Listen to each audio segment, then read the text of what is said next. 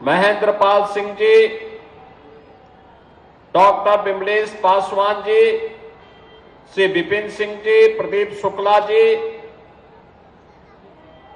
Bharatiya Janata party के क्षेत्रीय अध्यक्ष श्री सहजानंद राय जी, जिलाध्यक्ष युधिष्ठिर सिंह जी, महानगर अध्यक्ष राजेश गुप्ता जी, गोरखपुर महोत्सव में उपस्थित सभी स्थानीय स्तर के और देश के सभी प्रख्यात कलाकार, अलग अलग विधाओं से जुड़े हुए सभी प्रतिभागीगण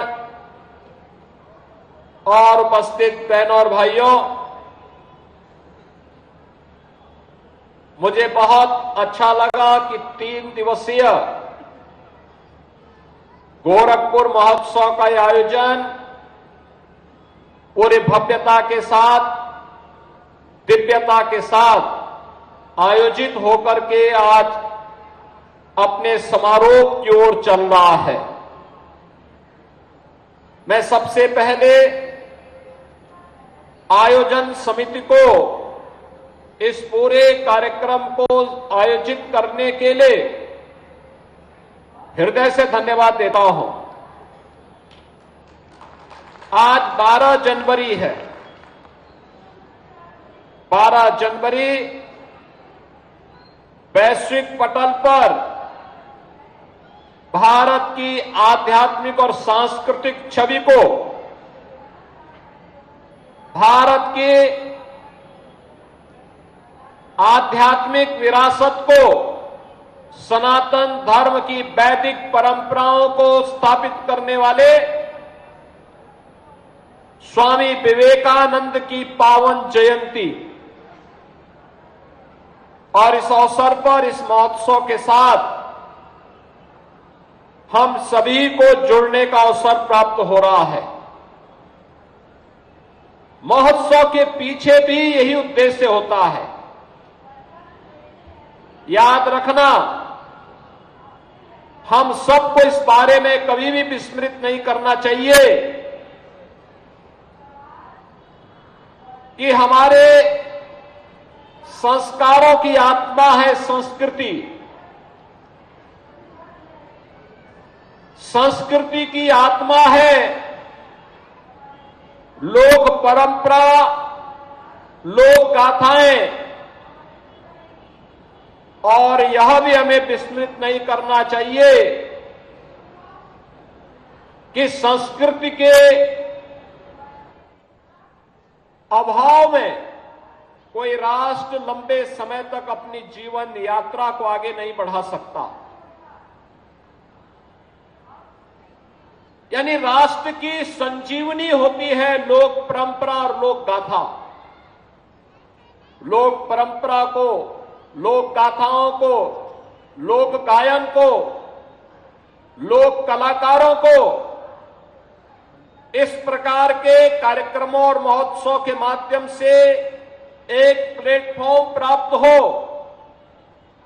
वे अपनी प्रतिभा के बारे में, लोक परंपराओं की जानकारी वर्तमान पीढ़ी को दे सके, उनको आगे बढ़ा सके।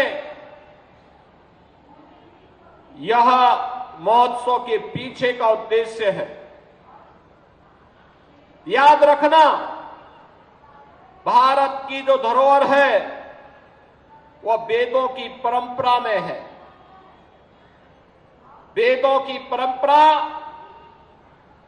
गद्य में है तो पद्य में भी है, सामवेद गायन में ही है, और गायन की ये परंपरा हजारों वर्षों की विरासत का हिस्सा है। लेकिन साथ साथ गायन, वादन, नृत्य, नाटक, इन सभी विधाओं को समाहित करने के साथ ही महोत्सव का उद्देश्य स्थानीय नौजवानों को, कलाकारों को, कलाकृतियों को, किसानों को उद्यमियों को और समाज से जुड़ी हुई उन विभूतियों को जिन्होंने अपने परिश्रम और पुरुषार्थ से समाज के लिए कुछ योगदान किया है, उनको प्रोत्साहित करना, उनको एक मंच उपलब्ध कराना, उन्हें आगे बढ़ने के लिए प्रेरित करना, ये सभी कार्यक्रम एक साथ चले और उस कार्यक्रम की श्रृंखला को आगे बढ़ाते हुए ये मुझे प्रसन्नता है कि लगातार 8वें वर्ष में भी गोरखपुर महोत्सव 2018 से लगातार पिछले 7 बारों की तरह ही इस बार सफलता की नई ऊंचाई तक पहुंचते हुए आज यहां पर पहुंचा है। गोरखपुर नाम से ही पता लग जाता है, महायोगी भगवान गोरखनाथ की पावन साधना स्थली है। गोरखपुर भारत की धार्मिक और आध्यात्मिक परंपरा की एक महत्वपूर्ण भूमि है, लेकिन साथ साथ 1923 से गीता प्रेस के माध्यम से भारत के साहित्य, धार्मिक साहित्य का एक प्रमुख केंद्र भी है। गोरखपुर के पास ही कुशीनगर भगवान बुद्ध की महान निर्वाण स्थली कुशीनगर भी है, सूफी संत कबीरदास की महान निर्वाण स्थली मगहर भी है। गोरखपुर के आसपास भारत की प्राचीन विरासत के प्रतीक वे सभी स्थल हैं। कभी अपनी लेखनी के माध्यम से कथा सम्राट के रूप में विख्यात मुंशी प्रेमचंद ने गोरखपुर को अपनी कर्मस्थली बनाया था। कभी गोरखपुर में फिरा गोरखपुरी ने अपनी जन्मभूमि होने का सौभाग्य इसी गोरखपुर को है। वैश्विक मंच पर भारत की आध्यात्मिक विरासत को योगानंद परमहंस ने इसी गोरखपुर में जन्म लिया था और यही गोरखपुर है जहां 1857 के प्रथम स्वातंत्र समर में ब्रिटिश हुकूमत की चूलों को हिलाने वाले शहीद बंधु सिंह की जन्म और कर्मभूमि भी यही गोरखपुर है। यही गोरखपुर है जिसने राम प्रसाद बिस्मिल के शौर्य को देखा है। इसी गोरखपुर में राम प्रसाद बिस्मिल को देश की आजादी के उस आंदोलन में काकोरी ट्रेन एक्शन के लिए फांसी की सजा दी गई थी और इसी गोरखपुर जेल में जब पंडित राम प्रसाद बिस्मिल से पूछा गया कि अंतिम तमन्ना क्या है, तो पंडित राम प्रसाद बिस्मिल ने एक ही बात कही थी कि इस भारत वर्ष में 100 बार मेरा जन्म हो, कारण सदा ही मृत्यु का देशोपकारक कर्म हो। बहनों और भाइयों, ये वही गोरखपुर है जिसने एक छोटे से गांव से अपनी यात्रा प्रारंभ की, एक छोटी सी धूनी से अपनी यात्रा प्रारंभ की। आज पूर्वी उत्तर प्रदेश, पश्चिमी उत्तर बिहार का एक प्रमुख महानगर के रूप में उभर करके विकास के नित नए प्रतिमान को स्थापित कर रहा है। याद रखना, सरकारें विकास कराएंगी, उस विकास की यात्रा के साथ सहभागी बनना हम सबका दायित्व बनता है, समाज का दायित्व बनता है। सरकार विकास कराती है तो उसके संरक्षण के लिए समाज को भी आगे आना होगा, उसका अनुगामी बनना होगा, उसमें सहभागी बनना होगा और उसी सहभागिता के क्रम को आगे बढ़ाते हुए आपने देखा होगा गोरखपुर गौरव से इस बार 5 अलग अलग क्षेत्र से जुड़े हुए महानुभावों को, स्पोर्ट्स से भी थे, शिक्षा से भी थे, चिकित्सा से भी थे, प्रगतिशील किसान से भी थे, समाज के अलग अलग तबके से जुड़े हुए ऐसे 5 महानुभावों को इस मंच पर बुला करके सम्मान करके गोरखपुर गौरव से विभूषित किया गया, जिन्होंने अलग अलग क्षेत्र में गोरखपुर को प्रदेश में, देश में, दुनिया में एक सम्मान दिलाने का काम किया है। मैं इन सभी को यहां पर इस अवसर पर हृदय से अभिनंदन करता हूं। गोरखपुर गौरव का सम्मान जिन्हें प्राप्त हुआ है, उन्हें मैं इस अवसर पर उनका स्वागत करता हूं। मैं इस अवसर पर उन सभी कलाकारों का, उन सभी महानुभावों का, जिन्होंने पिछले 3 दिवस के कार्यक्रम के साथ जुड़ करके भारत की आध्यात्मिक और सांस्कृतिक विरासत के प्रतीक बन रहे गोरखपुर महोत्सव को सफलता की एक नई ऊंचाई तक पहुंचाने के लिए अपना योगदान किया है। और मैं चाहूंगा जितने भी लोग इस महोत्सव के हिस्से बने, जो एग्जीबिशन आई है, इस एग्जीबिशन को जरूर एक बार देखें। क्या क्या गोरखपुर में, कहीं टेराकोट का सामान होगा, कहीं पे शहद उत्पादन के साथ जुड़े हुए लोग होंगे, कहीं पे एफपीओज कैसे अन्नदाता किसानों की आमदनी को बढ़ाने में सहायक हो सकता है। और पहली बार महोत्सव में नेशनल बुक ट्रस्ट ने एक बुक फेयर का भी आयोजन किया है युवाओं के लिए। याद रखना, अच्छी पुस्तकें आपकी सच्ची मित्र होती हैं, और सच्चे मित्र हैं अच्छी पुस्तकों का खरीदना, गिफ्ट में अपने दोस्तों को देना, अपने मित्रों को देना। अपने किसी बच्चे के जन्मदिन पर जा रहे हैं तो अच्छी पुस्तक उसकी रुचि के अनुसार जो उसके विकास में योगदान दे सकती हो, उस कार्यक्रम के साथ उसको जुड़ेंगे तो इसके प्रकाशन में एक गति आएगी। पढ़ने लिखने की परंपरा कम हुई है, कालजयी कृतियां मिलना कठिन होता है, लेकिन फिर भी जो प्रकाशन हो रहा है, अगर हम उसको प्रोत्साहित करेंगे तो यह और अच्छा प्रकाशन आने वाले समय में हमारे सामने आएगा। और ये बुक फेयर भी पहली बार इस महोत्सव में देखने को मिल रहा है। और भी स्थानीय स्तर पर जुड़े हुए तमाम ऐसे कार्यक्रम इस आयोजन के साथ जुड़े हैं, और मुझे तो प्रसन्नता है, अच्छे अच्छे कलाकार आए थे। मुझे समय नहीं मिल पाया, मैं अभी थोड़ी देर पहले ही गोरखपुर पहुंचा हूं, लेकिन अन्यथा तीनों दिन मेरी रहने की इच्छा थी कि इस कार्यक्रम में रहूं, गोरखपुर के बारे में, आध्यात्मिक और सांस्कृतिक परंपरा को मंचीय कार्यक्रम के माध्यम से देखूं, समझूं, और उसके लिए कहां पर सरकार के स्तर पर कौन सा प्रोत्साहन हो सकता है, उसके बारे में भी हम योगदान दे सकेंगे। इस बात को लेकर के हम यहां के साथ जुड़ेंगे। लेकिन आयोजन समिति से जुड़े हुए सभी लोगों ने मिलकर के इसको एक नई ऊंचाइयां देने का काम किया है। इस समय इतनी भीषण सर्दी में भी ये हजारों की भीड़ इस बात को लेकर के महोत्सव है, हम इसका हिस्सा बनेंगे, यह प्रोत्साहन अत्यंत महत्वपूर्ण है।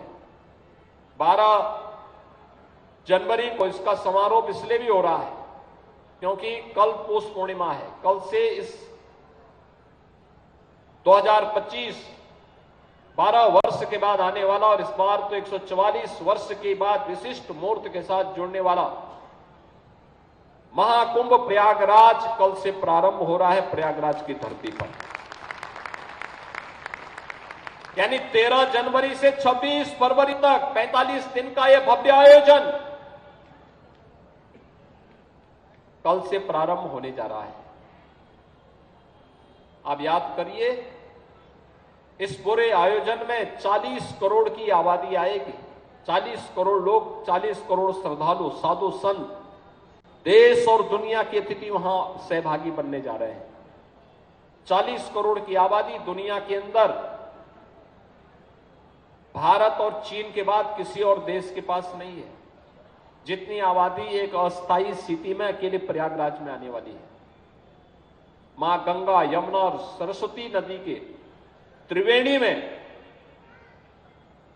संगम में स्नान करने का एक सौभाग्य प्राप्त होगा।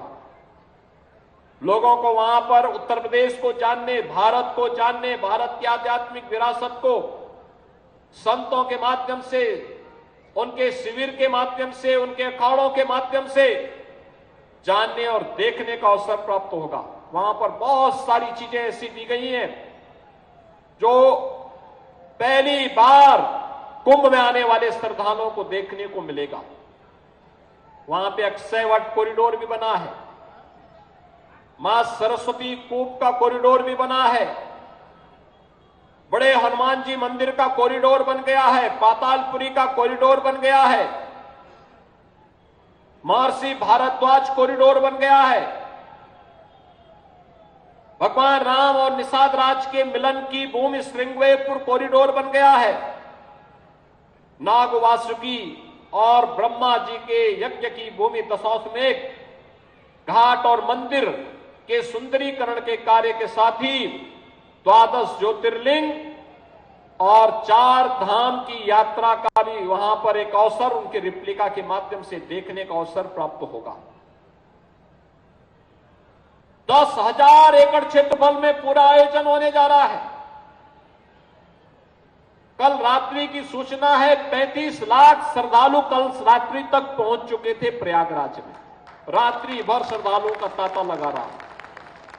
कल 25 लाख श्रद्धालुओं ने संगम में स्नान किया था।